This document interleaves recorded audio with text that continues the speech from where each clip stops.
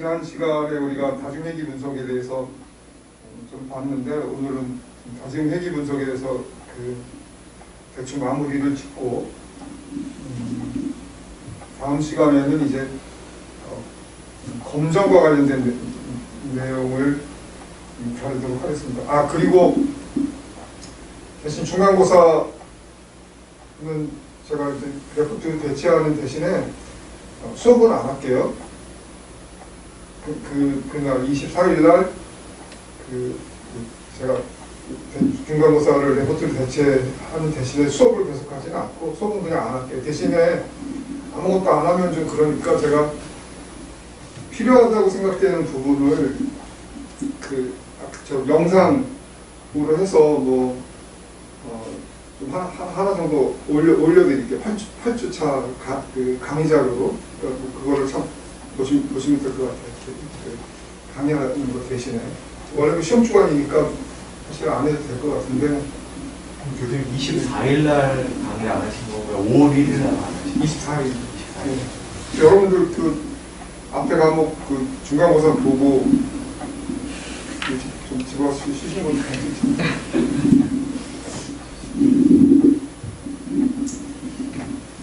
다중회귀 분석은 지난 시간에도 말씀드렸지만, 우리가 단순회귀 분석이라는 것은 변수가 하나라는 의미고, 다 이게 많을까 중복된다는 거죠.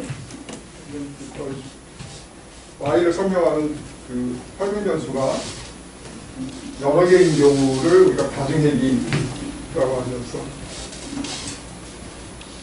사실은 이런 다중회귀 분석이 보다 일반적이죠. 어떤 설명 변수를 어떤 종속 변수를 단 하나의 변수 가지고 설명하는 경우는 사실 거의 없고, 대부분 여러 가지 변수들이 어느 하나의 변수의 움직임을 설명하는 게 일반적이죠.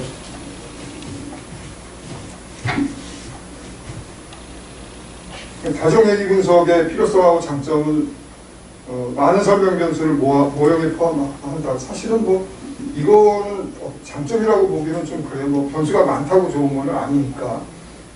근데 이제 필요한 변수를 다 모형에서 포함시켜서 한다는 게 중요한 거지. 변수가 많다고 해서 무조건 좋은 게 관련도 없는 변수 잔뜩 갖다 붙여서 하면 복잡하기만 하지 그게 좋은 건 아니거든요. 그리고 단순회귀 모형에서는 하나의 변수 외에는 나머지가 다 이 오차항에 포함이 되어 있는데, 그거는 사실은 그런 경우에는 오차항이 이 설명 변수하고 우리는 독립적이라는 가정을 하고 있는데, 사실 변수 하나 빼놓고 나머지 다 오차항으로 집어넣어서 한다고 하면 오차항하고 이 변수 사이에 완벽한 독립을 이루기가 참 어렵죠. 왜냐하면 이 예를 가지고 보면 이게 이제 이게 교육연수하고 노동시장 경험이잖아요.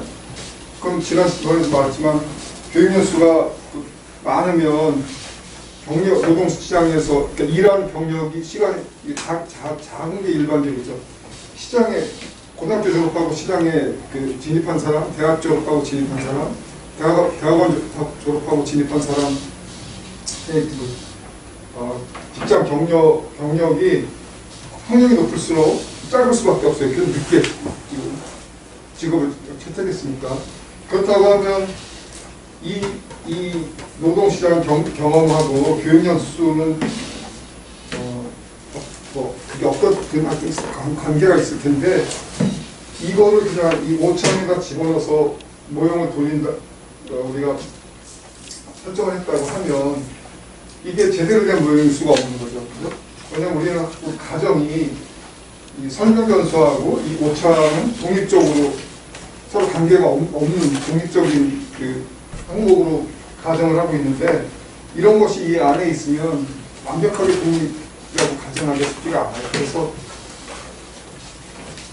이 피설명 변수를 설명해 줄 수 있는 가능한 모든 변수는 다 밖으로 끄집어내는 게 좋죠. 그래서 여기 유에는 이러한 변수를 예를 들어서 우리가 임금 결정하는 방정식이라고 하면 시간당 임금을 결정할 수 있는 모든 설명 변수를 우리가 설명할 수 있는 모든 타당하다고 생각할 수 있는 모든 변수를 다 명시적으로 밝혀놓고 이 잔차항에는 그야말로 우리가 진짜 뭔지 모르지만 이 외에도 뭔가 영향을 줄 수 있다고 뭔지 모르지만 그런 것만 이 안에 포함시키는 게 맞는 거죠. 그래서 이게 그 두 번째 이 장점으로 또 되어 있는 다른 모든 요소를 명시적으로 이렇게 포함한다는 장점. 사실은 뭐 그 장점이 아니라 그렇게 해야 되는 거죠, 이게. 장점은 이건 좀 장점이 될 수 있을 것 같아요. 그러니까 유연한 함수 형태도 이용할 수 있다. 이건 지난번에 우리가 이거 말고 이런 거죠. 그래서 이거는 소비를 소득으로 설명을 하는데 소득 하나만 그러니까 단순하게 분석 놓고 보면 이제 이 제곱항이 없는 거죠. 이 안에 들어가 있는 건데. 그러니까 하나의 변수 가지고 소득이라는 하나의 변수로 가구 소비를 설명을 하는데 다중얘기 분석처럼 변수를 여러 개를 쓴다고 하면 비록 이 소득이라는 그 설명 변수 하나의 설명 변수지만 그거를 또 다른 형태로 제곱이라는 다른 형태로 추가해서 가구 소비를 더 잘 설명할 수 있다고 하면 굉장히 모형을 신축적으로 유연하게 설정할 수 있다는 점에서 이건 장점이 될 수가 있겠죠. 다만 이제 그럴 때 이제 그 해석하는 거는 좀 주의를 해야 될 필요가 있지만 그래서 이건 뭐 그리고 또 하나는 이제 우리가 여기서 다중얘기 분석에서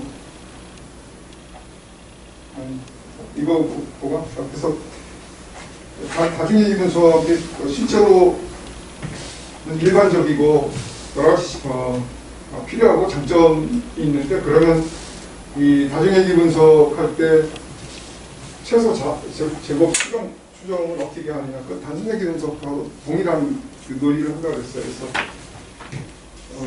이 잔차 그러니까 실제 y값하고 이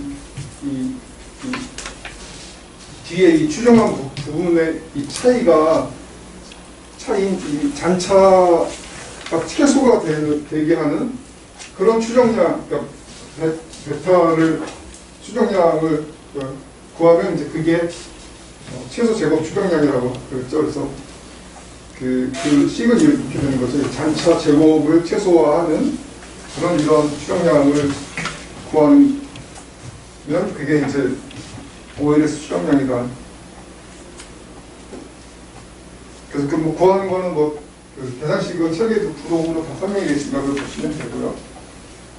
근데 이제 이 다중얘기 분석 같은 경우는 y는 뭐 베타 0 플러스 베타 1 x1 플러스 베타 2 x2에서 쭉 나왔을 때 그 계수값, 이 모수, 파라메타가 의미하는 거는 그다음에 베타 j2번째 이건 j2번째 설명 변수가 한 단위 변했을 때 이 종속 변수가 얼마만큼 변하는지를 나타내는데 단 전제는 다른 모든 독립 변수하고 오차항은 고정돼 있다는 가정 하에서 제2번째 설명 변수 한 단위 변했을 때 종속 변수가 얼마만큼 변하는지를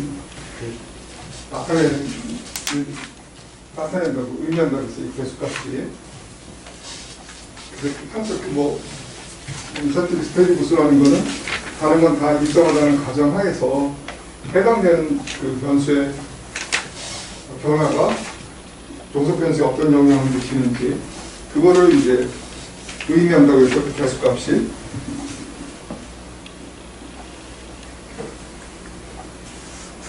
그래서 이거는 그 해석하는 방법에 대해서 그 사례를 이건 논의 이어보시면 될 거고요. 그 OLS 추정량의 특징은 다중회귀 분석이나 단순회귀 분석이랑 똑같아요. 그래서 단순회귀 분석에서 봤던 것과 동일한 특징을 가지고 있다는 거고, 참차의 합은 0이고 설명 변수하고 이 참차를 곱해서 합이 0. 이거는 서로 독립이라는 거에 어떤 의미가 있는 걸 보면 되는 것이고,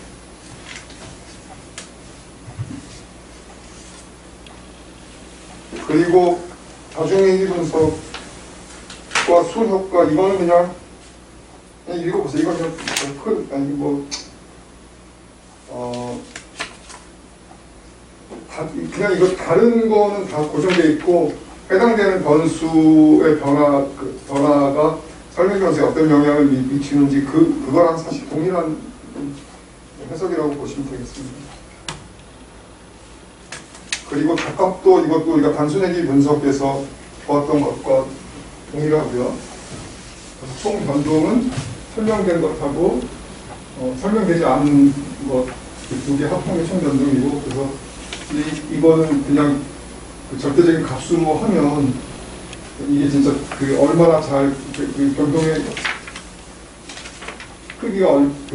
크기가 단위에서 왜곡될 수도 있기 때문에, 그것보다는 이제 이 전체를 총 변동을 나눠져서 R스퀘어라는 거를, 그래서 비율 가지고 표현하면 이 R스퀘어라는 거는 모형을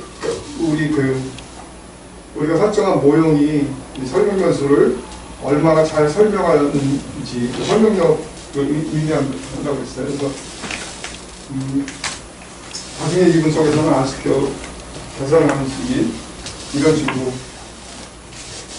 유도가 되는 거여서,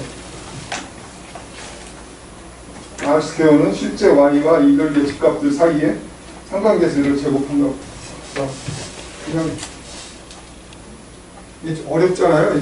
복잡하잖아요. 그냥 무시하시고, 그냥 하여튼 무조건 R스퀘어가 높으면 설명력이 높다. 그러니까 우리가 그 추정한 이 선이 굉장히 그 실제 값을 잘 따라가고 있다. 그렇게 그냥 이해를 하시면 되겠습니다. 그래서 다른 조건이 다 동일하다고 하면 R스퀘어 높은 모형을 선택하는 게 훨씬 더 좋죠. 왜냐하면 실제 값하고 잘 따라가는 그런 선이 되기 때문에.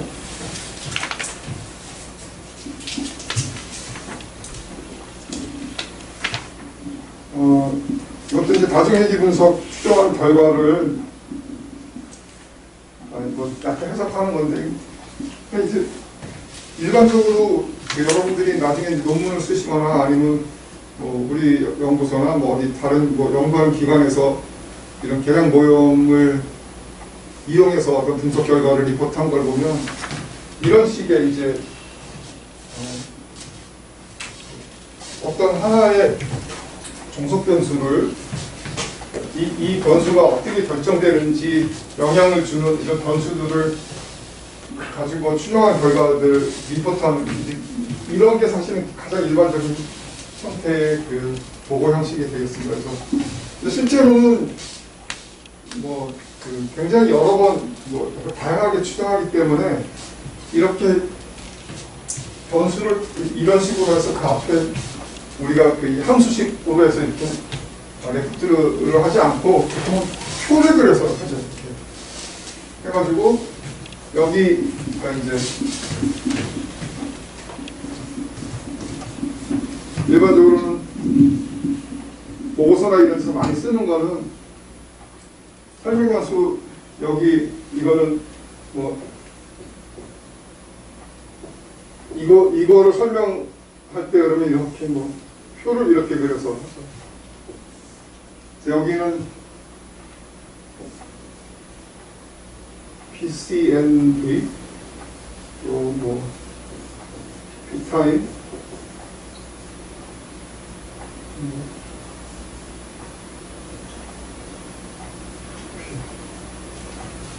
그다음에 1번씩은 이 추정치가 얼마 이거 얼마 2번씩은 이 두 개만 가 추정하면 이렇게 추정 두 개만 하고 뭐 이게 네 번째 변수가 있으면 뭐 또 이렇게 해서 이런 식으로 보통 많이 하죠.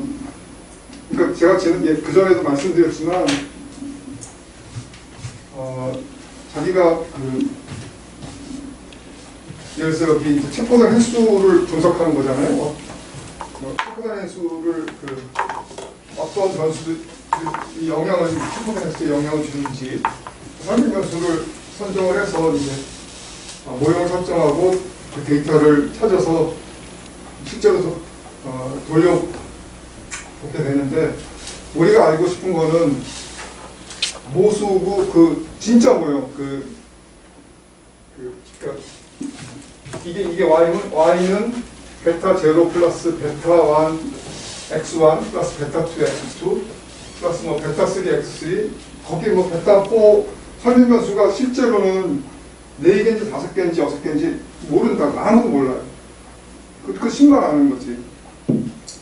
연구자는 그냥 추론하는 거예요. 내가 보기에는 요거는 딱 이 3개의 변수만 가지고 이걸 설명할 수, 이 모형이 아마 참 모형일 거라고 가정을 하는 거예요.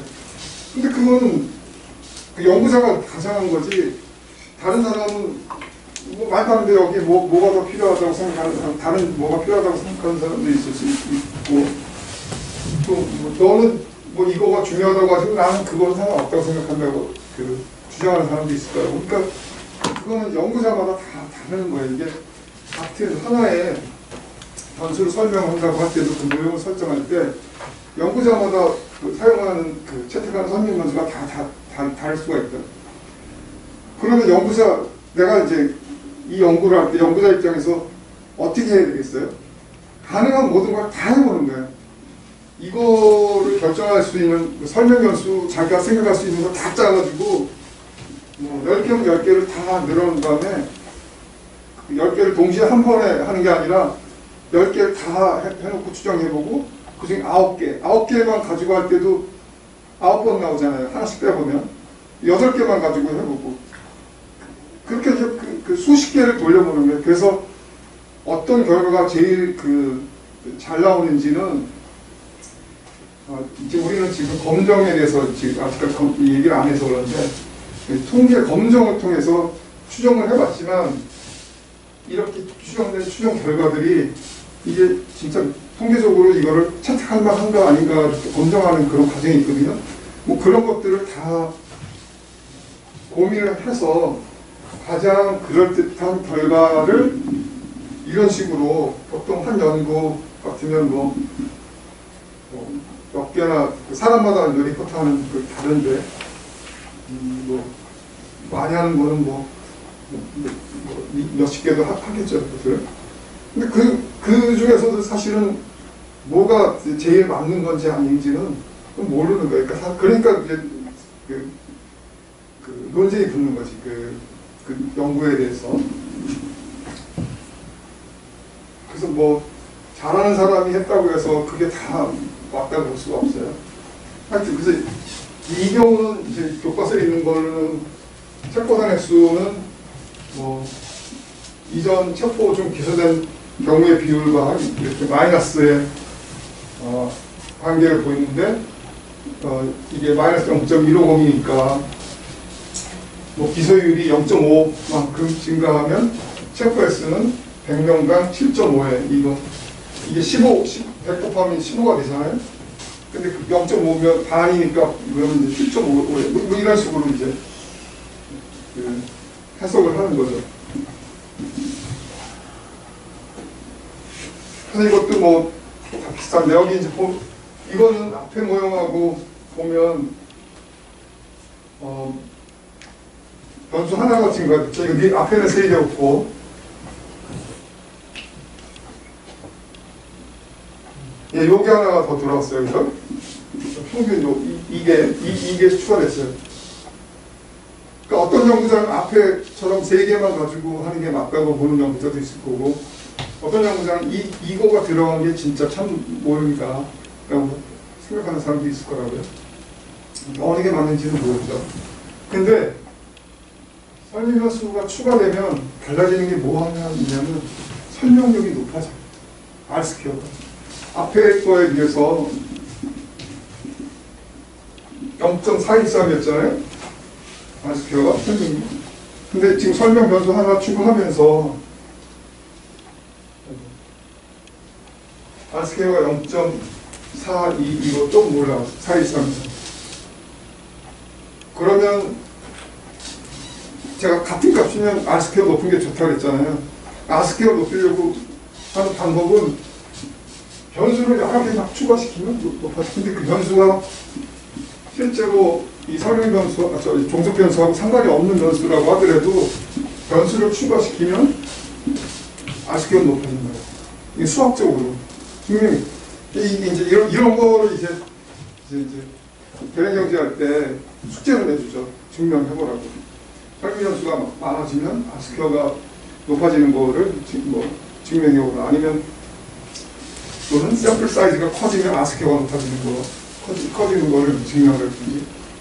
근데 이제 우리는 증명은 이제 교과서에 있으니까 교과서를 보시오 그러면 되는 거고, R스퀘어가 많아지면, 설명 수가 많아지면 R스퀘어가 높아진다. 이것만 알고 계시면 되고, 그러면 이제 제가 강의 중에 우리가 계량 경제를 배워서 회계 분석을 하는 목적 중에 하나가 예측하는 거가 그 중에 하나라고 했잖아요. 예측할 때 중요하게 봐야 되는 거는 R스퀘어라고 했어요. R스퀘어가 높은 게 예측할 때 훨씬 더 좋은 겁니다. 그러면 예측을 잘하기 위해서 R스퀘어가 높은 모형을 만든다고 설명 변수를 잔뜩 붙여놓으면 그럼 그게 진짜 예측을 잘할 수 있는 거냐? 그건 또 아니에요. 왜냐하면 예측을 하기 위해서는 이거 말고 전력 소비라고 가스 소비를 합시다. 그 에너지 소비를 놓고 얘는 가스 소비라고 합시다. 그러면 가스 소비를 결정하는 요인이라는 거는 소득도 있을 수 있고 가스 가격, 그리고 가스와 또 관련이 있는 그 관련지의 가격, 기온 변수, 여러 가지 변수가 있잖아요. 거기다가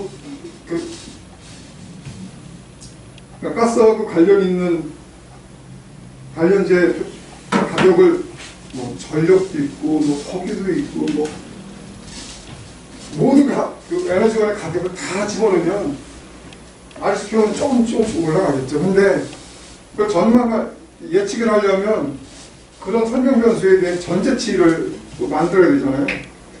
그 전제치를 정확히 만드는 게 사실 쉽지 않기 때문에 설명 변수를 많이 넣어서 R스퀘어가 올라간다고 그게 좋은 예측 모형은 아니에요. 사실 좋은 예측 모형은 예측이 주 목적이라고 하면 가능하면 R스퀘어가 높은 게 좋지만 이쪽이 단순해야 돼요. 들어가는 설명 변수가 사실은 가능한 한 단순한 게 좋다. 소득이나 가격 정도만 가지고 하면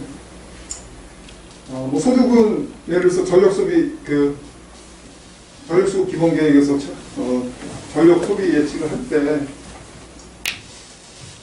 최소한 같은 소득은 들어가야 될 거 아니에요. 전력 소비에 어떤 영향을 주는지. 그리고 가격 정도 이 정도만 사실 가지고 추정을 했는데 R스퀘어가 굉장히 높으면 그거 이상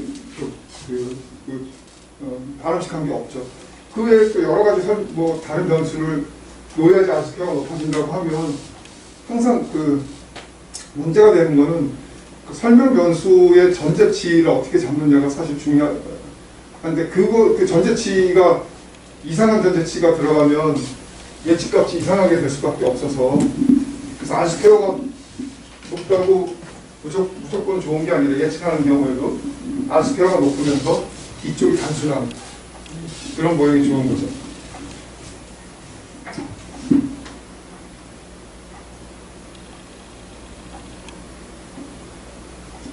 다중회계 분석의 표현적인 과정들, 그러니까 이건 우리가 다중회계 분석 추정을 하기 위해서 몇 가지 중요한 과정이 있는데 이거는 그냥 단순회계 분석에서 했던 거하고 거의 유사해요. 뭐 가정이.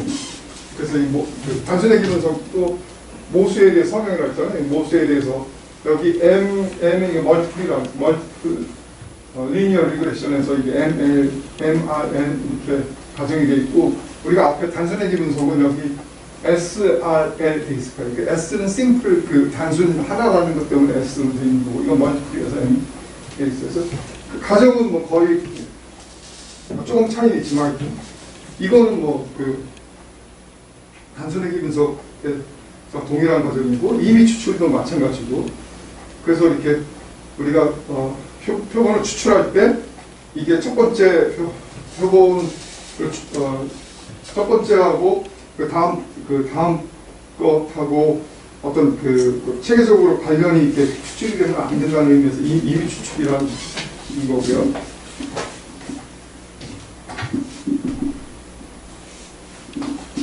그리고 이제 이거는 이제 새로운 가정이죠.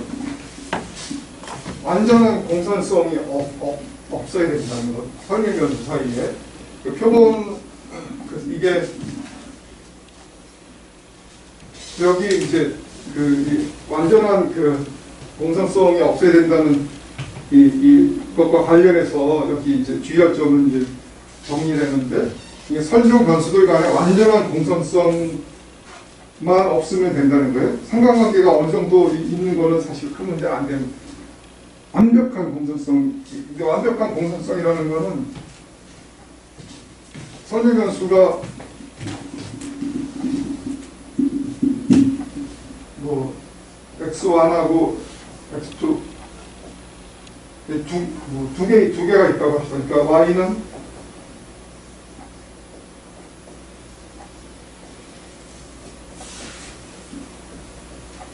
이렇게 두 개의 설명 변수가 있다고 할 때 이 뭐 x2가 x1의 뭐 몇 배라든지 이게 2도 좋고 뭐 아니면 0.5도 좋고 이렇게 완벽한 이렇게 돼 있거나 아니면 뭐 x2가 뭐 이런 식의 선형관계를 갖는다든지 하여튼 이렇게 어떤 그 완벽한 선형관계만 아니면 그러면 이 완전한 공산성 위배되는 건 아니라는 거예요. 이렇게 완벽한 공산성인 경우에는 어떤 문제가 있는지 많이 보도록 하겠습니다. 그리고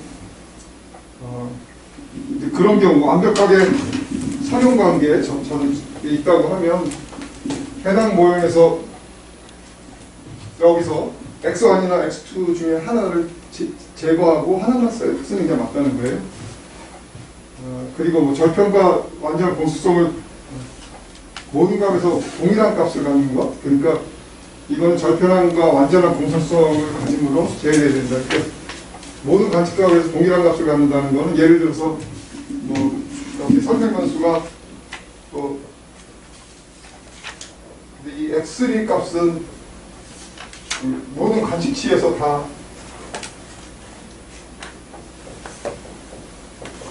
100이다.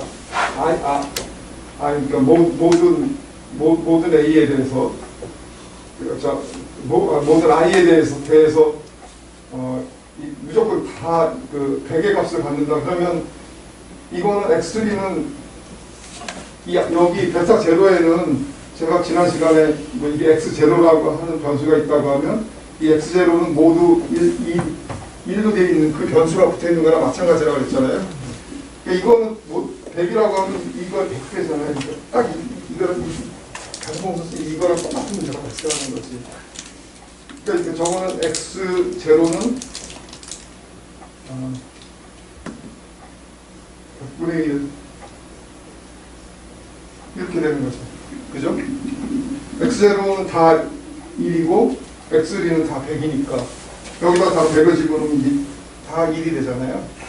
그래서 이렇게 그 x값 선형변수가 동일한 값을 갖는 거는 절편한 것하고 완전한 공소성을 갖기 때문에 이런 것도 있으면 안 되는데 이거는 일반적으로 뭐 이런 변수를 쓰진 않는데 이제 나중에 우리가 굉장히 중요한 그 변수를 하나 배우는데 재직 변수, 더미 변수라는 걸 배우는데 그 더미 변수를 할 때 항상 그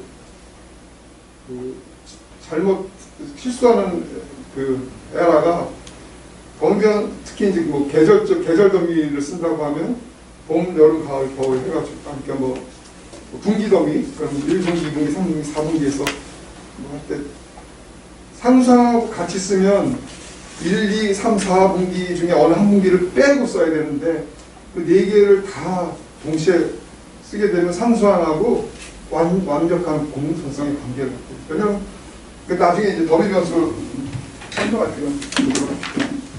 그 외에는 사실 뭐 설명 변수가 동일한 그 값을 갖는 설명 변수를 선택하는 경우는 사실 별로 거의 없죠. 그래서 이거는 뭐 그냥 그 사례를 가지고 설명하는 건데 만약에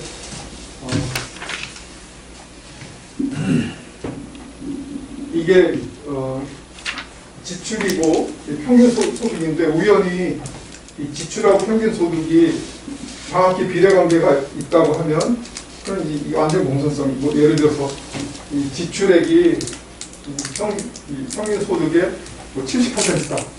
정확히 그러면 이거는 이게 X1이라고 하고 이걸 X2라고 하면 X1은 0.7 X2잖아요. 이런 식의 완벽한 선형 관계가 있어. 그럴 경우에는 문제가 되니까 안 되는 거고 또 완전한 그 공소성 얘기는 비중 두 개를 합해서 1이 되는 그런 경우라고 하면 둘을 동시에 쓰게 되면 이거 더하면 1이 되잖아요. 그래서 이것도 완전한 선형 관계가 있기 때문에 이런 식으로 모형을 구성을 하면 안 된다는 거죠. 그런 경우에는 변수 하나를 제외해야 된다는 겁니다. 그리고 이제 네 번째 과정, 이거 조건부형, 이거는 단순하게 사실은 뭐 큰 차이가 없는 거, 다만 설명 변수들만 많아져서 그 차이만 있는 건데 오히려 이게 더 훨씬 더 단순하기에서보다는 개연성이 높은 과정이죠. 단순하기 때는 이 X1 하나 빼고 이 나머지가 사실 이 안에 들어가 있는 거잖아요. 그러니까 사실은 그 가정은 했지만 굉장히 강한 가정이죠.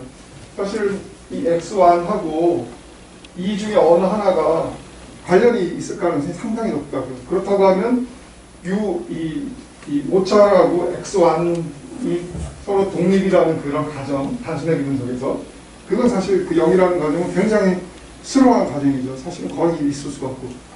근데 이제 우리가 모든 설명 변수를 다 끄집어내서 해놓으면 여기에 남는 거는 거의 없기 때문에 이러한 가정이 훨씬 더 현실적인 그런 의미가 되겠습니다.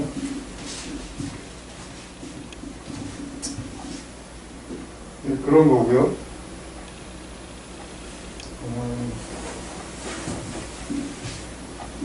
예, 이제 그럼 우리가 이제 그 모형을 설정할 때 사실은 실제는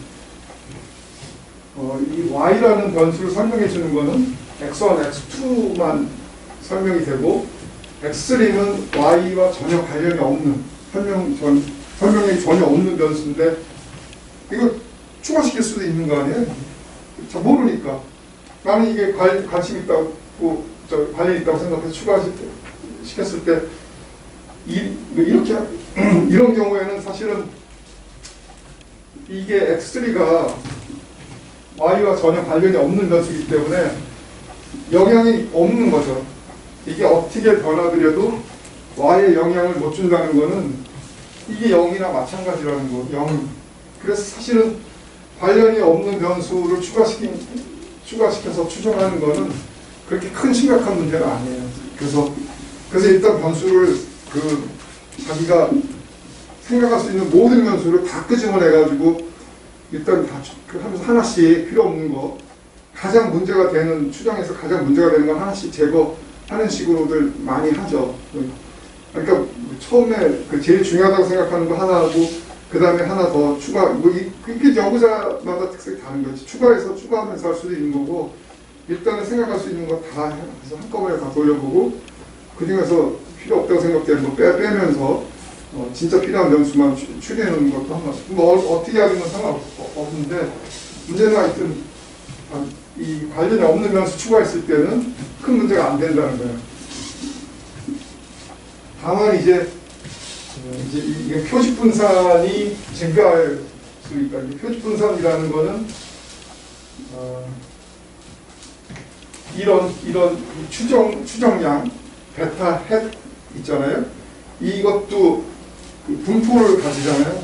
그러니까 우리가 베타 헷이라는 거는 표본을 한번 추출해서 그 추정했을 때의 값인데, 그거를 표본을 100번을 추출하면, 만약에 표본을 100번 추출해서 추정을 하면 이 베타 1 헤트의 값이 100번 나올 거 아니에요. 그러니까 그것도 분포를 일으키게 되죠. 그죠? 그래서 그럴 때 이 추정량의 분포를 갖다가 우리가 표집 분포라고 하고, 이거는 분포의 분산이 크다는 거예요. 그러니까 이 쓸데없는 변수를 집어 넣게 되면 이 베타1이나 이 베타를 되풀이해서 추정했을 때 그게 이게 분산이 굉장히 넓어지는 그런 문제를 가져올 수 있다는 거예요. 그러니까 사실은 큰 문제는 아니지만 그래도 이제 전혀 그 문제가 없는 건 아니고 이 표집 분산이 커지는 그런 단점은 하나 있다는데 이게 심각한 건 아니라는 거죠. 문제는 중요한 변수를 누락한 경우 사실은 좀 심각한 문제가 발생합니다. 실제 참 관계는 이 위에가 참 관계예요. y는 베타 제로 플러스 베타 1 x1 플러스 베타 2 x 플러스 5창. 그래서 이 두 개의 변수가 y를 결정하는 중요한 변수인데 영자가 하나만 채택한 거예요. 이거는 아니라고 생각하고 하나만 했을 때, 이때는 어떤 문제가 발생하냐면 이 추정치가 바이어스된 추정치. 그러니까 우리가 OLS 추정량이 좋다는 거는 OLS 추정량이 좋은 특성 중에 하나가 언바이어스 추정량이었어요. 그래서 이거를 되풀이해서 추정해서 평균을 내보면 모수하고 같게 되는 그런 장점이 있기 때문에 OLS 추정량이 좋다는 건데, 만약에 중요한데 모형 설정에서 그거를 빠뜨렸을 때는 이 추정량이 언바이스드 추정량이 아니라 바이스된 추정량이에요. 그래서 되풀이해서 표본을 되풀이해서 뽑은 다음에 이 추정해서 이 틸타 된 이 추정치를 구하면, 그래서 그 평균을 구하면 이게 모수하고 같지 않게 되는 그런 문제가 있다는 거예요. 그래서 필요한데 중요한 변수인데, 이걸 설명하기 위해서는 반드시 들어가야 될 중요한 변수인데 생략이 돼 있다고 하면 추정 결과가 바이어스 된다는 그런 문제가 발생한다는 거죠. 그거를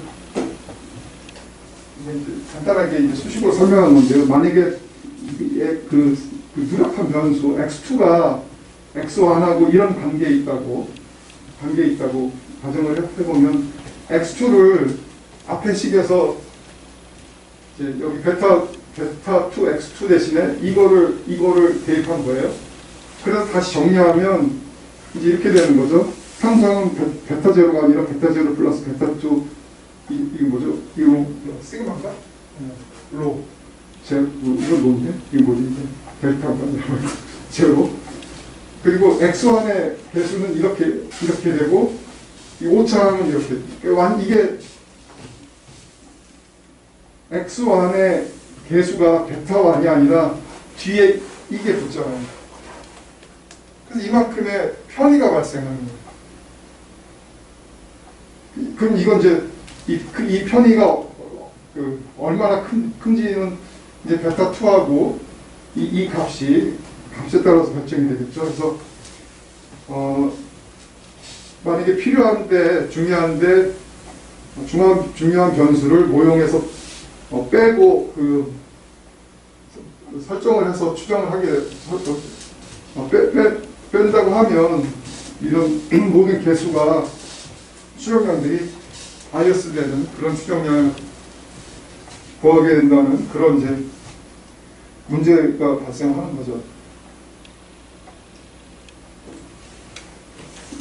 그래서 이제 이거는 그 사례 임금 방정식에서 임금을 결정하는 게 사실은 교육연수만 가지고 결정되는 건 아니잖아요. 교육연수가 높다고 하더라도 그 사람 능력이 낮으면 임금은 낮게 결정될 텐데, 같은 교육연수를 가지고 있다고 하더라도 능력이 좋은 사람이 훨씬 더 높은 임금을 받는 게 당연할 거 아니죠. 그래서 굉장히 이거는 임금을 설명하는 중요한 능력이라는 것은 중요한 그 설명 변수인데, 이거를 빼고 추정을 하게 되는 경우. 근데 이 능력이라는 것도 사실은 교육하고 전혀 무관한 건 아니죠. 교육을 많이 받으면 능력이 더 약간이라도 긍정적인 어떤 이런 관계가 있다고 우리가 가정할 수 있으니까, 이거를 이제 원래식에 이거를 우리 앞에서처럼 대입해서 계산을 해보면 그러니까 원래 참 그 관계는 교육의 그 개수는 베타 1인데, 이게 능력이라는 이거를 우리가 모형에서 그 중요한 설명 변수로 집어넣지 않고 이거를 생각했을 때는 이 교육의 이 개수가 베타 1에 이만큼 편의된 부분의 그 값을 더한 그런 개수를 갖게 되기 때문에 이 추정 결과가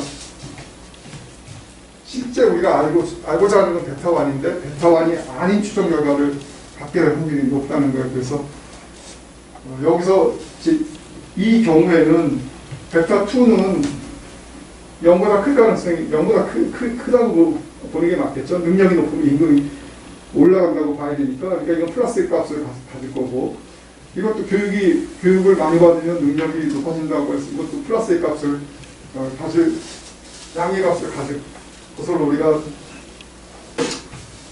판단할 수 있으니까, 그러면 이게 둘 다 플러스의 값을 가지면 이 전체에 만약에 능력이라는 이 변수를 빼고 추정한다고 하면 이 교육의 이 추정치가 실제보다 훨씬 더 과대하게 추정될 가능성이 높다는 거죠.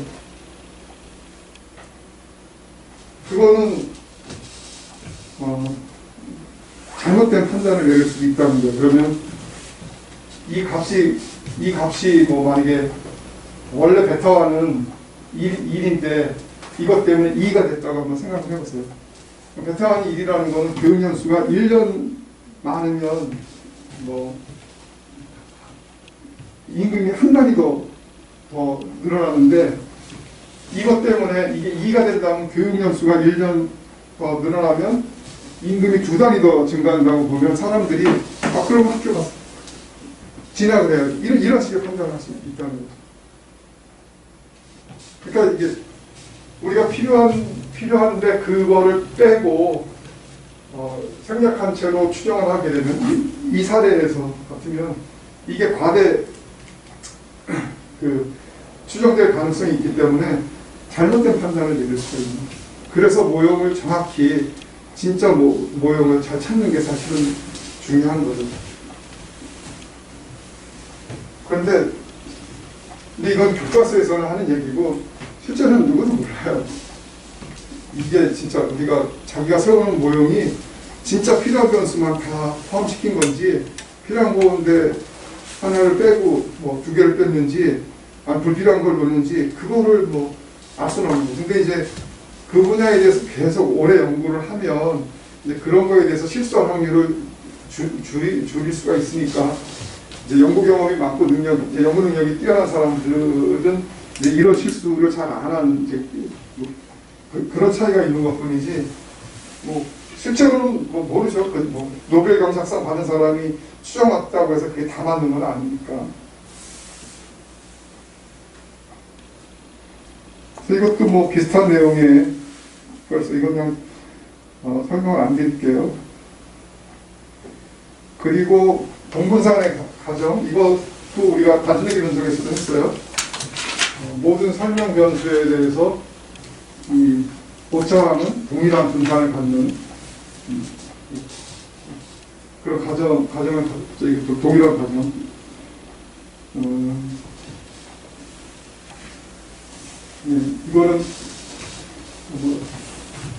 이거는 이제 변수를 다 이렇게 일일이 쭉 하나하나 해서 하는 거고, 이제 간단하게 이거는 고딕체처럼 해서 그런 거. 이거를 추격해서 표시한 거라고 보시면 되겠습니다. 별거 아니에요, 그냥. 이제 우리는 학부 수준의 책에서 보니까 이렇게 이제 설문변수를 다 각각 이렇게 나눠서 설명을 하는데, 대학원 교재 가면 전부 이제 매트릭스 가지고 설명을 하거든요. 이게 다 복잡하니까. 그 표현 방법에, 여기 이제 나왔네, 이렇게. 표현 방법의 그 차이인 거지, 다른 내용은 하나도 없습니다.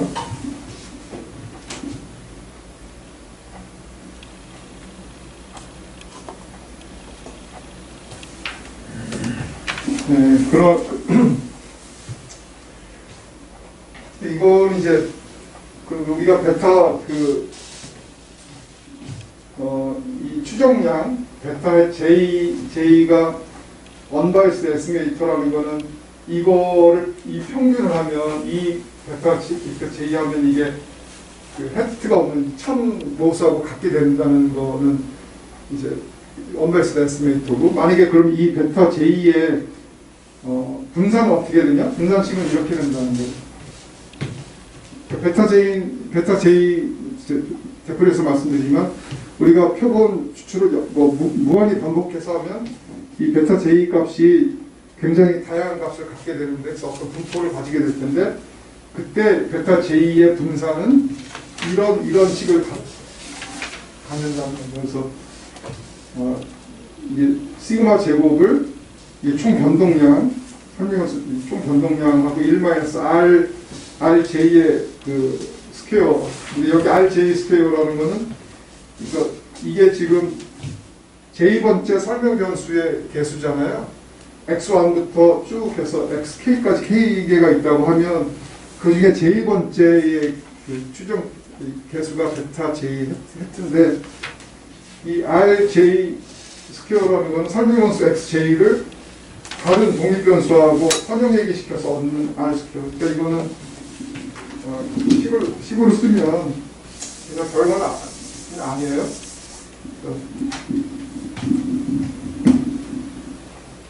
XJ는 알파 제로 플러스 알파 1 X1 해서 쭉 해가지고 알파 J 마이너스 1 XJ 마이너스 1 플러스 J는 여기 있으니까 이제 빠지고 알파 J 플러스 1 XJ 플러스 1 플러스 쭉 해서 알파 K XK 이렇게 해서 이거 추정했을 때 R 스퀘어라는 거예요. 이런 관계에 있다는 거죠. 그래서 이 베타 J라는 이 추정량의 분산의 크기는 이렇게 되는데, 이 분산이 이것도 작은 게 좋죠. 분산이. 이게 작은 게 좋다고 하면 어떤 경우? 이게 작은 경우, 그죠? 이게 작으면 이 값이 작아지겠죠. 아니면 분모가 커지는 경우, 그죠? 분모가 크면 이게 작을 거 아니에요. 그래서 분모가 크게 되는 경우는 이게 SST 총 설명하 이게 크거나 아니면 이 가로 안이 크거나 하면 되는데, 이거는 이런 의미니까, 이거는 설명 변수가 이렇게 넓게 퍼져 있으면 이 값이 커지잖아요. 그래서 설명 변수가 넓게 퍼져 있으면 이 베타 J의 분산이 작아지고, 이게 가능한 크기 위해서는 어떻게 돼요? 이게 0인 게 좋죠, 그죠? 이게 0이라는 0이라는 거는 이 설명서 제의하고 나머지 사이에 관계가 전혀 없다. 그런 만약에 100% 관계가 있다고 하면 이게 1이 돼서 이게 0이 되니까 이 전체가 0이 돼서 이 값이 무한대가 되기 때문에 그래서 이 값이 이 값이 작거나 이 값이 크거나 그렇게 되는 게 이거의 분산을 작게 하는 그런 근데 이게 우리 이제 다음 시간에 이제 검증할 때 이 분산이 크냐 작으냐가 뭐에 영향을 미치냐 하면 우리가 이 추정하는 이 베타 제2 이 추정치가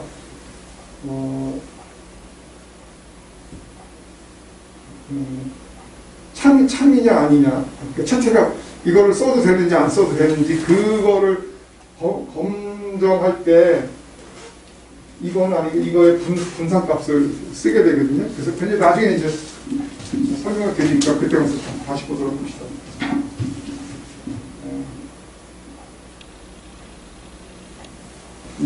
이거는 제가 지금 설명드린 내용인 거고요. 여기까지가 조금만 쉬었다가 계속하도록 하겠습니다. 한 10분만 쉬고 10분만 쉬고 계속하겠습니다.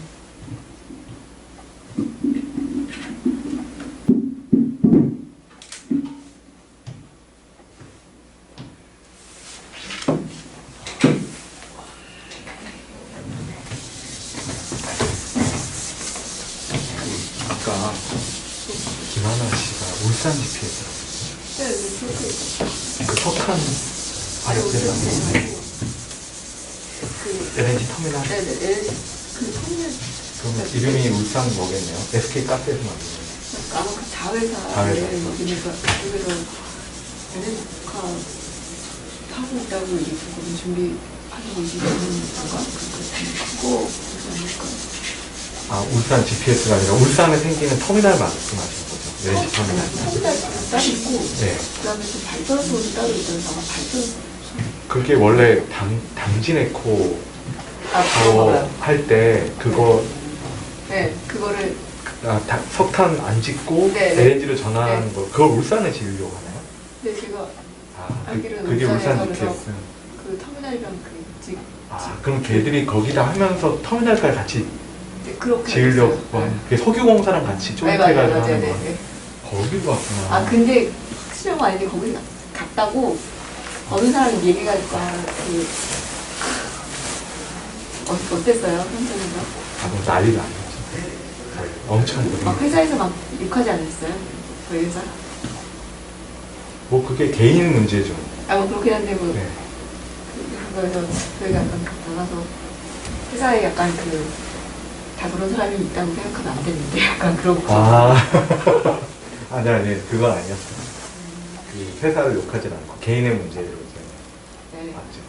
되게 힘들었겠다는 생각이 했었어요. 회사에서는 원래 전략 있기는 계약직으로 있다고. 아니요. 한전에 그 차장, 그러니까 선임연구원으로 들어왔고요. 네, 정규직으로 들어왔는데 2015년에 들어와서 되게 부장님이랑도 같이 계속. 저는 아니요, 작년에 한 6개월 정도 프로젝트 때문에 같이 일을 했었고 부서는 틀렸는데 거기에 되게 이제 그 조직이 힘들어했죠, 그 친구들. 차장으로 계속 그래서 저희 한전에 가서 이게 잘한다기보다는 그래도 안정적인 조직이잖아요. 네. 그래서 잘 있겠거든요. 원래 가야 할 방향에. 근데 워낙 좀 무리를 많이 일으켜서 그러니까 조직의 통제에 전혀 따르지 않는 거죠. 근데 진짜 저희 있을 때도 있어요. 그래서 작년에도 D를 받고 재작년에 D를 받았어요. 네. 그래서 3년 연속 D를 받으면 그 인사조치 대상이 될 수 있거든요. 그러니까 꼭 뭐 아웃 시킨다는 건 아닌데 그랬더니 그 친구가 올해 어디로 가냐면 에너지 기술 평가원 파견을 자원해서 나갔어요. 네. 그래서 서울로 갔다가 거기서 갑자기 사표를 받았대요.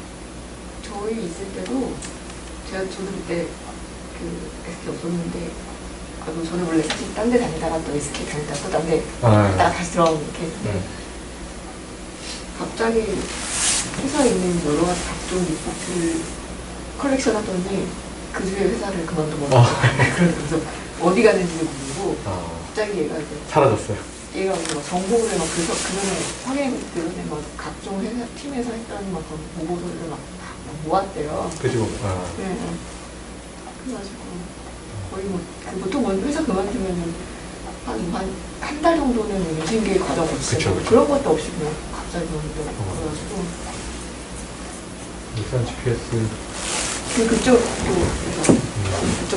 자회사 그러니까 SK 가스가 하고 있는 그쪽 자회사라고 얘기 들었고 아마 그 SK ENS에서 했던 일 한전에서 했더니 그게 이제 좀 어필을 했나 보네. 거기 뽑을 때였고. 거기서 이제 스물이 하면은 딱 맞겠죠. 네. 이게 이 사람이 발전 쪽도 알고 일단 가스도 알고 가스전도 도입도 해보고 네, 일단은 시장을 어쨌든 다 시장도 알고 네. 진짜 가장 적합한 그렇죠. 꼭 혹시 그 뭐지 전력 거래 팀장으로 간 거 아니에요 혹시? 그래서 저희 전력 거래 원래는 제가 있을 때는 같은 팀에 전력 거래 하는 전부 다 나이는 좀 어리니까 그래서 거래 할 때도 잘 하긴 했어요. 그러니까 거래 자체는 왜냐면 이렇게 조항 같은 거 보면서 근데 이게 커뮤니케이션이 안 돼 지금. 진짜 그쪽을 진짜 거래 팀장으로 갔겠다 나이 때문에. 그렇죠. 그러니까 이제 아마 신규로 이제 자기네 사업 구성하고 그럴 테니까. 아우 재밌겠네. 그 회사는 거의 힘들겠네. 그 웨브컴도 잘 될 것 같은데. 네. 고생 많으시네요, 정말.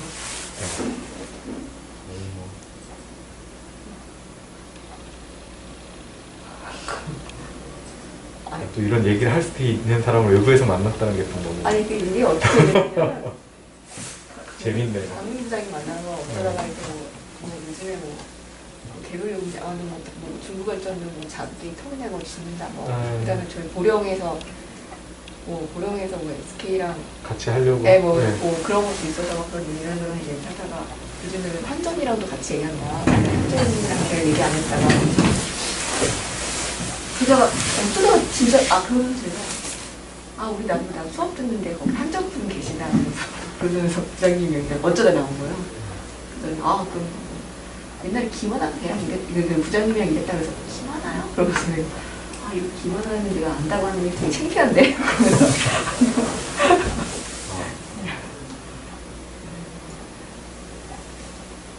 근데 아마 저희 나갈 때도 되게 어디 나간다 이렇게 보통 다음 넥스트 가고 인수인계도 다 빼곡하게 해주고 필요한 거 있으면 연락하라고 막 그렇게 좀 하면서 하잖아요. 그런 게 없었어요.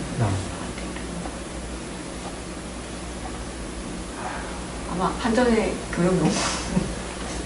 경영연구원에서 하셨던 많은 정보들도 머릿속에 나는 그랬을 것 같은데. 아이고, 그 SK ENS랑 네. 김하나 씨 옮긴 데랑은 관계가 없어요? 자회사니까 SK 계열사니까 계열사. 그렇지만 그렇게 크게 이렇게 거래 서로 교류는 없고요. 게다가 비즈니스 모델이 비슷하니까 경쟁 관계라고 보면 되는 거예요? 사실 어떻게 보면은 그냥 생각할 때 저희가 먼저 한 건데 따라해. 이거 중간에 그런 좀 심리도 있으신 분 있는 것 같아요. SK에서 시작해서 다시 SK로 돌아갔네요. 내가 볼 때는 ENS에서 이렇다 그러면 한전에 있을 때만 그러면서 막 되게 노력할 것 같은데. 그럼요. 엄청 화려하잖아요. 그쵸. 사실 해외에서 보면은 되게 능력 있는 사람이지. 그쵸. 외국계는 이렇게 많은 데를 거쳐서 돌아다니는 능력이 있는 거잖아요. 그쵸. 능력 있는데 알고 보면 사람들이 그때 얘기했던 이 사람이 거기서 한전에서 적응 못했구나. 약간 그런 그죠. 그래요. 업계는. 저희 있을 때는 적응 못했는데 아유, 근데 그 회사도 참 좀 평판조회라도 한번 해보고 하지. 레퍼런스 그래도 주면 네, 저희는 확실하게 해줬어요. 아니 저희 입장에서는 되게 잘하는 사람으로 얘기했겠죠. 보내려고. 저희도 막 나간다 그랬을 때 회사 점점 좋아진다고. 아, 나중에 어디 회의 같은 거 만날 수도 있을 것 같아요. 아 그러니까요. 이제 팀장으로 오겠네요. 네. 진짜 능력자가. 자, 계속 하겠습니다. 빨리 일찍 끝낼 수 있으면 일찍 끝내도록 하죠. 이게 이제 교수님 질문 하나 있는데 예. 아까 꼭 필요한 변수가 있는데 그거를 빠뜨려도 알 수 있는 방법은 없다 말씀하셨잖아요. 모르는 거죠. 네.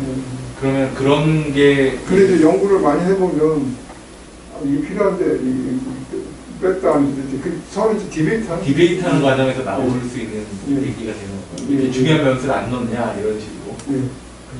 그거를 통계적으로 근데 기본적으로 이제 우리가 모형 설정을 할 때 그냥 이렇게 그냥 뭐 관련 있는 변수를 다 그냥 생각나는 거 다 이렇게 사실 하지는 않고 경제 이론에 따라서 그렇게 해서 모형을 유도를 하죠.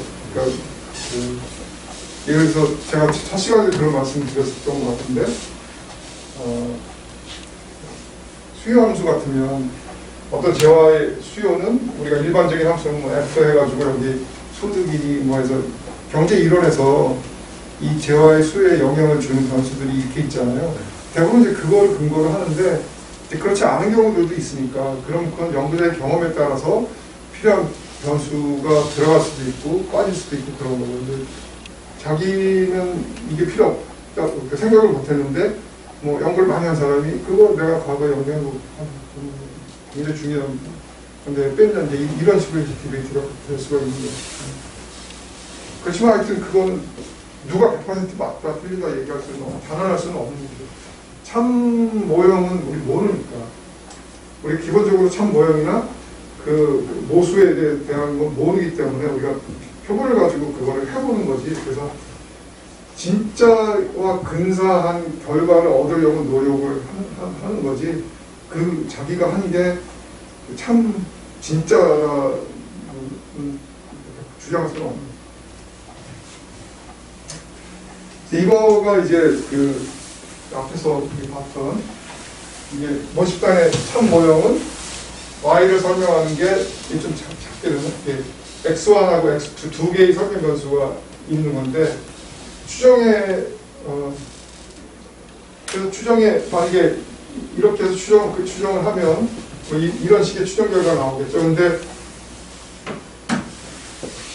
잘못의 판단을 해서 x2는 y를 결정하는데 별로 중요하지 않다고 해서 이제 x1만 그 뭐 집어넣고 추정할 수도 있잖아요. 잘못 이렇게 추정할 수도 있지. 근데 이 경우에는 이게 이제 바이어스된 편향된 추정량이 될 수는 있지만 분산은 오히려 작게 나타날 수가 있어요. 그게 이제 그 다음 페이지에 이렇게 되는 거예요. 이게 베타와 세트는 설명 변수가 x1, x2인 경우에 우리가 바로 앞 시간에 봤던 그때의 이 표시 분산 이렇게 했다 했잖아요. 1-r2가 옆에 붙었던 거고 만약에 변수가 단순하게 변수처럼 x1 하나만 있다고 하면 표시 분산이 이렇게 되는 거죠. 이거는 여기서 나온 경우에 우리가 챕터 2에 단순회의 분석에서 이미 봤던 거예요. 챕터 2 자료를 그래서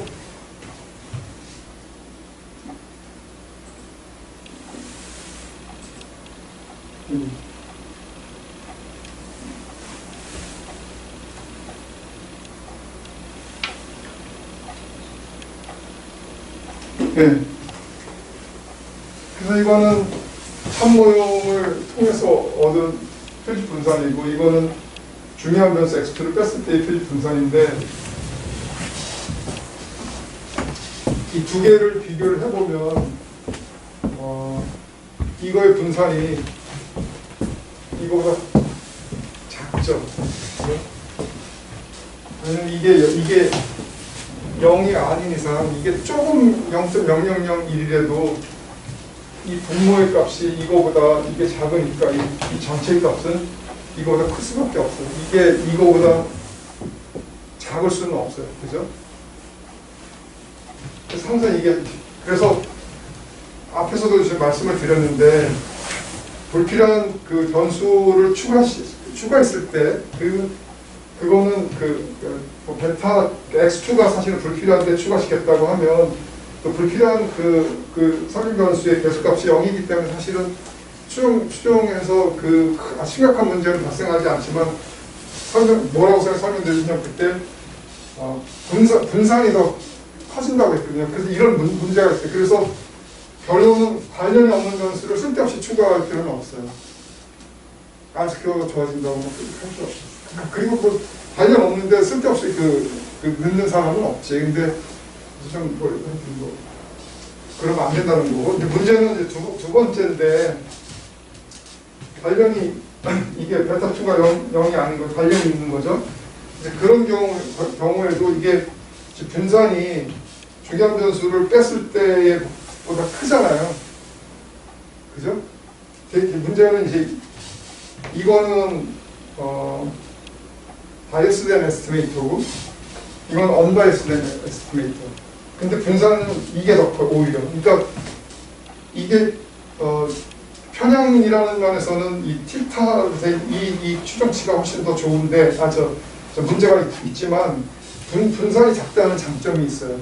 그러니까 제대로 된 모형에서는 이게 편향되지 않았다는 장점이 있지만 분산이 이거보다 크다는 그때 이제 어느 거를 취사 선택할 것이냐 하는 문제가 발생하는 거죠. 어려운 문제인데 참모형이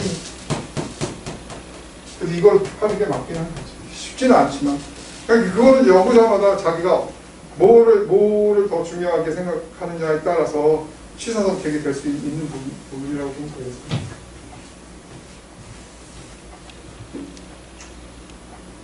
그리고 이제 사실은 근데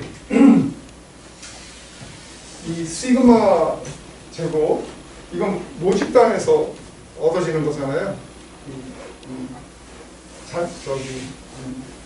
오차항의 분산이잖아요. 모집단에. 그러니까 사실은 이 시그마 제곱은 그냥 이 기호로만 있는 거지 값을 우리가 찾을 수는 없다고. 근데 이거를 이것도 우리가 표본을 통해서 추정하는 게 이제 오차항의 분산, 이게 추정치는 이런 이게 이제 우리가 데이터 가지고 구하는 거죠. 그래서 저거를 이제 구하게 되면 이 오차항의 분산은 이제 불편 추정량, 이것도 평균을 내면 시그마 스퀘어하고 같게 되는 그런 특징을 가지고 있고요. 이제 이거 이제 우리가 사실은 실제로 나중에 꼭 보여드리겠지만 우리가 데이터 가지고 해서 구하는 추정량 분산의 추정값 이게 편차죠. 편차.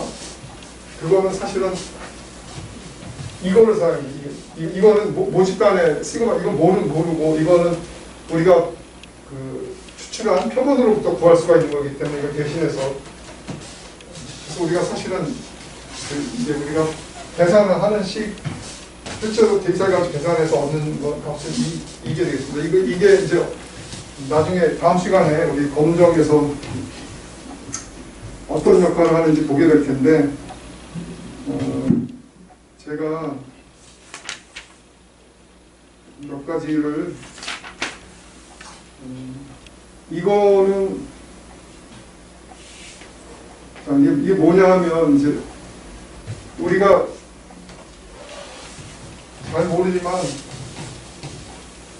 이게 참 진짜 참 모형은 전력 소비는 A 플러스 B 이 소득하고 실제 전기 요금으로 설명이 된, 여기 사실 여기 5창이 붙는데 이제 5창은 빼버린 거예요. 이게 전력 소비를 설명하는 가장 중요한 두 개의 설명 변수라고 데이터를 이렇게 이제 17년간 데이터예요. 근데 여기 앞에다 로그를 붙였어요. 그냥 로그를 붙인 값으로.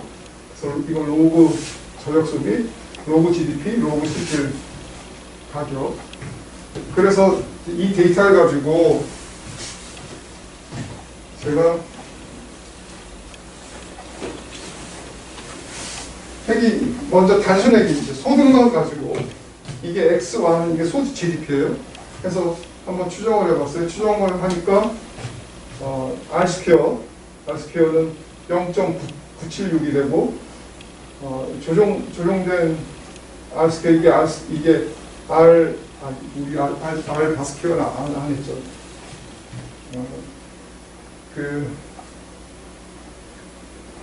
설명 변수를 추가하면 R스퀘어가 높아진다고 했잖아요. 그 설명 변수를 그래서 R스퀘어 높이려면 무조건 설명 변수를 많이 집어넣어서 R스퀘어를 높이는 게 문제가 되기 때문에 그거를 자유도 가지고 조정을 해서 그게 설명 변수를 놓을 때 진짜 진정한 의미에서 R스퀘어가 높아지는지를 조정해서 하는 그런 R스퀘어라고 보시면 돼요. 보통 R스퀘어 바라고 하는데 이거는 0.7 거의 차이는 없어요. 하여튼 이걸 보시면 지금 이거는 전력 소비는 베타 제로 플러스 베타 1 GDP 그 GDP에 이제 추정치 이게 베타 1이죠. 1.05 그래서 소득이 이거는 이제 로그를 붙였기 때문에 탄성치예요. 그죠? 소득이 1% 증가하면 전력 소비는 1.05% 소득보다 조금 더 빠른 속도로 증가한다는 거죠. 그리고 이게 표준 오차 이게 앞에 파워포인트에서 맨 마지막에 SE 해가지고 베타 했잖아요. 그래서 그 시그마 제곱이 아니라 시그마 헤트의 제곱해서 나온 그 공식에 따라서 구한 값이에요. 그래서 이 값이 왜 중요하냐면 이 계수값을 이거를 나눈 게 T통계량이라고 하거든요. 이 T통계량 값이 이게 이제 자유도에 따라서 값이 근데 대충 2보다 크면 이 계수값을 믿을만하다고 우리가 보는 거예요. 이게 2보다 작으면 이게 1.05로 추정됐지만 실제로 통계적으로는 의미가 없어서 0이나 마찬가지라고 얘기를 합니다. 우리 이제 다음 시간에 검증할 때 이제 그래서 아까 표준 오차 이게 표준 오차를 의미하는 자, 이게 단순 얘기인데 이건 뭐예요? 우리가 아까 보면 사실은 가격 변수가 굉장히 중요한데 그걸 빼고 이거는 바이어스된 에스티메이트죠. 사실은. 자, 그래서 그러면 가격을 집어넣고 한번 추정을 해봤어요. 그랬더니 마이너스 0.220 이렇게 되네. 이게 탄성치죠. 가격을 10% 올리면 전력 소비는 2% 정도 줄어든다는 그런 결과가 나온 거죠. 근데 이제 R스퀘어는 0.983으로 굉장히 높아졌죠. 근데 R바스퀘어, 그러니까 이게 이거는 좀 이제 그냥 단순 R스퀘어보다는 좀 작죠. 근데 0.98이니까 설명력이 98%. 굉장히 설명력이 높은 거죠. 이 경우는 T통계량도 좋고, 그래서 이 정도면 우리가 이 모형을 채택해서 이거 가지고 전망하는 데 써도 사실은 큰 문제가 없다고 판단이 됩니다. 그런데 이제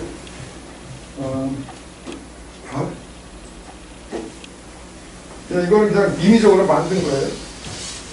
자, 이 실질 가격에 다 2를 더한 값을 변수를 하나 이런 뭐 이게 관련이 된다고 해서 이런 변수를 만들어서 추정을 해보면 어떻게 되냐면, 그러니까 이거는 x3가 x2 플러스 1이라는, x3는 x2 플러스 1이라는 그런 완전한 선행관계를 갖게 되면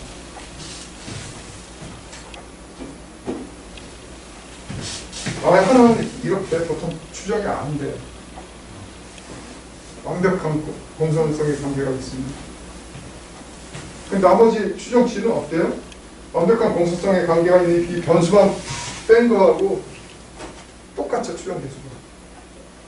하나 완벽한 공산성이 있는 관계에 있는 그 변수를 하나 추가했어도 달라지지가 않죠. 그래서 이거는 사실은 의미가 없으니까 이거를 빼고 추정을 하면 됩니다. 뭐 x2를 사실 x2가 이제 x3를 빼고 추정하는 게 맞긴 하겠지만,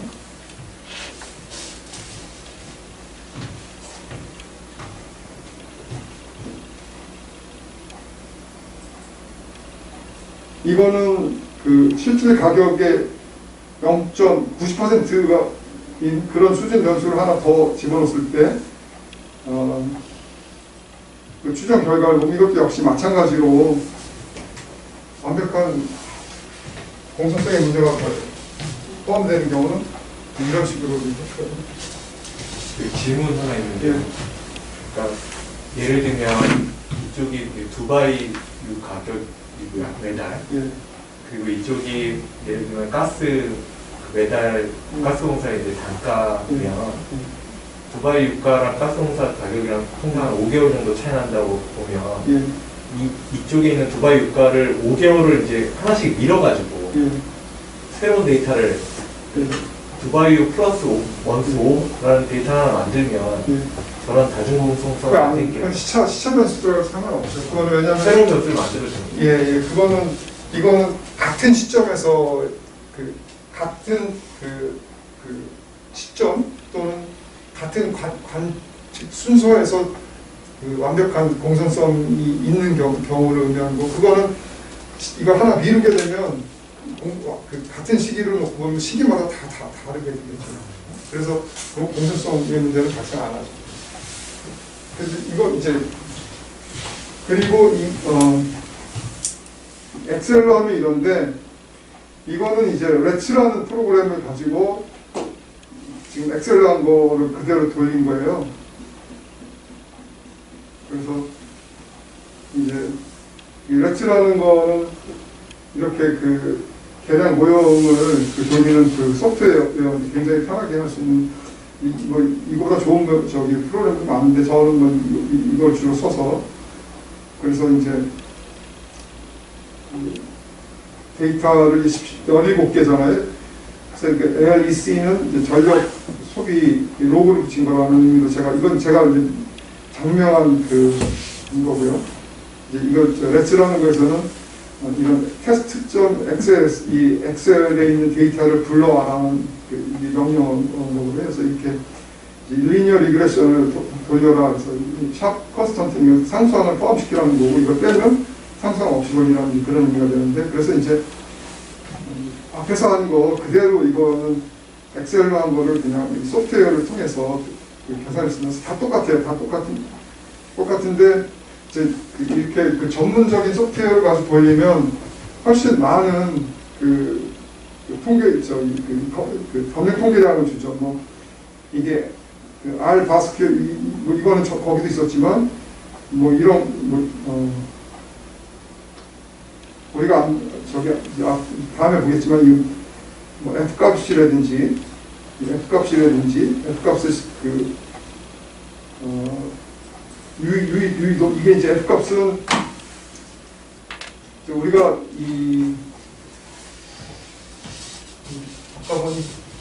T가 T값이 이거거든요. T값은 이 설명 변수의 추정 개수 해당되는 추정 개수를 그 하나만 검정하기 위한 값을 보면 되고, 이 F 값은 이 설명 개수들을 동시에 그러니까 뭐 설명 개수가 뭐 10개가 있다. 동시에 10개에 대해서 동시에 검증하는 그런 통계량이라고 검증 통계량이라고 보시면 되면서 그런 것도 있고 여기 이제 법이나 쓴 통계량이라는 거는 우리가 교과서에서 본 그 잔차는 대부분 좀 우리가 그 사례로 든 그 데이터가 횡단면 데이터예요. 그죠? 그래서 60 가구 데이터는 60개의 가구. 근데 지금 우리가 지금 사실은 횡단면 데이터 가지고 분석을 많이 하지만 여러분들이 만약에 직장에 가서 뭘 하실 때 보면 횡단면 데이터보다는 시계열 데이터 가지고 훨씬 더 많이 사용을 하실 거라고요. 이거는 이제 시계열 데이터죠. 연도별 데이터. 이제 그럴 때 이 잔차항이 자기 상관이 있느냐 없느냐를 테스트하는 그런 통계량이 되어 있습니다. 그래서 자기 상관이 있느냐 없느냐라는 거는 잔차 이 힌트가 U가 그 자기 그러니까 UT라고 하면 이게 그 전기나 그 전전기의 잔차하고 어떤 상관관계가 있는지 없는지 우리가 이 잔차 이 오차항에 대한 그 가정도 그 관측지마다 그 오차항이 서로 관련이 없다고 했잖아요. 그래서 그거를 그 크게 그 가정을 하면 E에서 UI, UJ는 0이라고 하는 거 기억을 하실 수 있을까요? 근데 그것처럼 이거는 뭐 UT하고 뭐 T 마이너스 뭐 J 이렇게 하면 그게 0인지 아닌지를 테스트 검증하는 그 통계량이에요. 그래서 이 더비나 쓴 통계량이 2에 가까우면 그 잔차항이 서로 어떤 그 상관관계 없이 그냥 지멋대로 막 지키는 거예요. 그러니까 막 0을 중심으로 아래 위로 그냥 어떤 관련 없이 지키는 거고 이게 2에서 많이 벗어나면 어떤 관련을 갖는다는 거, 이런 모양을 갖는다든지 아니면 뭐 이런 모양을 갖든지 아니면 한번 증가하면 그 다음에 감소하든지 어떤 체계적인 어떤 관련을 갖는지를 검증해주는 통계량입니다. 그래서 우리가 이런 소프트웨어를 가지고 하면 훨씬 더 많은 정보를 얻는 장점이 있는 거죠. 엑셀로 하면 이거 구할 수 있어요. 근데 식을 자기가 만들어줘야 돼요. 그러니까 그 추정한 엑셀에서 추정을 해서 잔차값을 쭉 이제 잔차를 이렇게 쭉 리포트 하라고 한 다음에 그 다음에 그 잔차값을 가지고 저걸 다 계산을 한 식을 자기가 거기다 입력해서 계산을 해주면 구할 수는 있어요. 근데 이제 우리가 소프트웨어를 사용하면 뭐 그냥 바로 할 수 있으니까 굳이 그런 수고를 안 해도 되기 때문에 제가 이거를 하나 보여드리는 거고 이거는 이제 이런 거는 구입을 해야 되잖아요. 한전 연구소에서는 뭐 있을 거니까 문제 없는데 그렇지 않은 분들은 이런 거 쓸 수가 없으니까 그래서 제가 한치록 교수 그 참고 자료 올리는 게 거기 소프트웨어 R이라는 거는 인터넷에서 공짜로 다운을 받아서 쓰시는 거거든요. 그 한치록 교수 거기 자료 보면 프로그램 OS 리그레이션 하는 그 코드들이 다 이렇게 돼 있으니까 그거를 참고하시면 이제 뭐 이런 소프트웨어가 돈 주고 사지 않아도 하실 수 있어서 제가 참고 그걸 올려드리는 거고. 예, 그래서 이거 다중 공성성과 관련해서 다중얘기 분석에서 그런 문제 다중 공성성이 발생했을 때 그 문제를 보여드리고 그리고 이제 잠깐만요. 하나 더. 예, 이거는 뭐냐 하면 이거는 변수 이게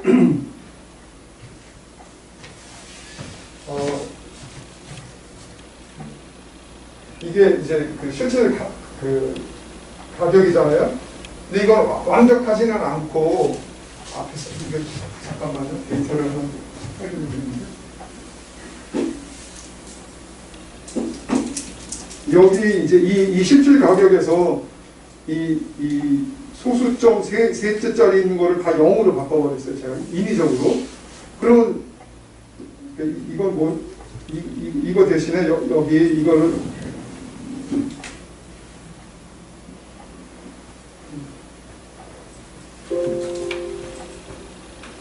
안 됐네요. 하나를 더 이제 이게 1.970, 1.940, 1.930 이런 식으로 그렇게 해서 변수 하나를 새로 만들어서 추가한 거예요. 그게 이제 LREP3라는 변수로 해서 한 거예요. 그 완벽한 완전한 공정성을 갖지 않으니까 아까처럼 이렇게 0으로 추정되는 건 아니죠, 그죠? 그런데 무슨 문제가 발생하냐면 쓸데없는 변수가 들어가게 되면 이런 경우에 분산이 엄청나게 커졌죠. 그래서 T값이 아까는 2가 넘었는데 굉장히 작아지는. 그래서 이제 우리가 보통 이렇게 시계열 자료 가지고 추정할 때 R스퀘어는 굉장히 높은데 이렇게 R스퀘어는 0.98 이런 식으로 높은데 이렇게 T값이 작은 게 있으면 공정성의 문제가 이 두 개 사이에는 완벽하진 않아도 공정성 거의 완벽한 가까운 공정성의 문제가 있다 판단하고 그냥 빼버리는 게 하나 처리하는 방법이죠. 우리가 통계량수를 보면 이제 이런 걸 알 수 있죠. 그리고 이제 이건 아까 그 표본 분산이 표준 분산이 왜 커지는지 커진다고 나왔잖아요. 그런 걸 보여주는 건가. 그러니까 1 마이너스 RJ 스퀘어 이 부분 이 거의 0에 가까워지니까 하여튼 뭐 그래서 이게 이제 분산이 커지는 그런 거를 보여주는 거예요. 그래서 우리가 추정을 해보면 문제가 있으면 이런 게 이제 다 여기서 나오는 거죠. 그러니까 우리가 이제 그런 걸 머릿속에 다 가지고 있으면 매우 그런 게 다 박혀 있으면 왜 이렇게 나오는지 금세 이해가 되는 거고, 그렇지 않으면 이게 왜 터졌을까인지 잘 모르고 머릿속에 책을 보고 그때 또 이제 해결을 하는 수밖에 없는 거죠. 그래서 오늘 강의는 이 정도로만 하고, 그래서 이걸로 다중이지 분석도 대충 마치도록 하겠습니다. 다음 시간에는 검증하는 거에 대해서 보도록 하겠습니다. 우리가 이거 하나하나 증명하고 하면 뭐 좋겠지만 이 강의의 목적은 그게 아니니까 질문 있으면 하세요. 그리고 제가 더 저기 좀 자세한 설명을 보고 싶다고 하면 제가 강의 자료 영상 그걸 보셔도 되고, 그거보다 더 좀 정확히 좀 알고 싶다고 하면 지난 시간에 좀 영남대 교수 우리 동일한 교재 가지고 설명을 굉장히 증명한 것까지 다 설명을 하고 넘어가니까 그거를 보시면 되고요. 네, 오늘 강의 여기서 마치고요. 네, 질문 있으면